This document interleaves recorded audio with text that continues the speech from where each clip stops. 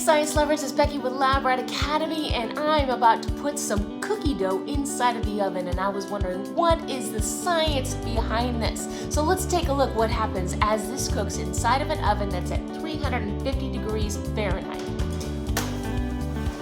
So these cookies need to be in the oven for 12 minutes, but currently they've only been in there for about 2 minutes. You can see that they're still in their small round shape. So let's check to see what happens in another 2 minutes. Okay, it's been 4 minutes, so let's take a look at what it looks like.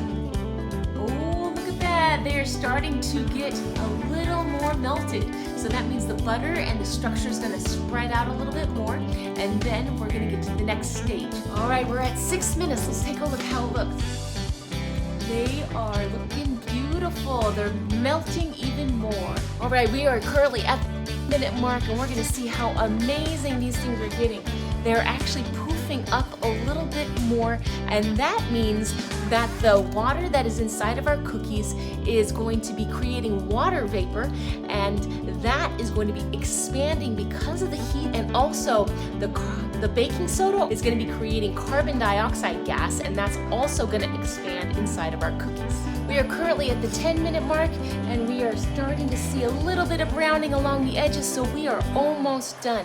That browning that you see is a Maillard reaction of the flour, and the egg creates this amazing flavor, and the sugars inside of it are also starting to caramelize, which create that browning. We are all done. Let's take a look how it looks. Oh, look how pretty they are.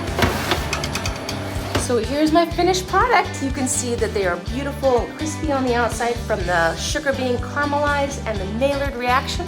And they poofed up for a little bit during the cooking, and then they sunk back down at the end after it cooled on the tray. Wow, science is so amazing. I hope you have a beautiful day. God bless you. Bye-bye.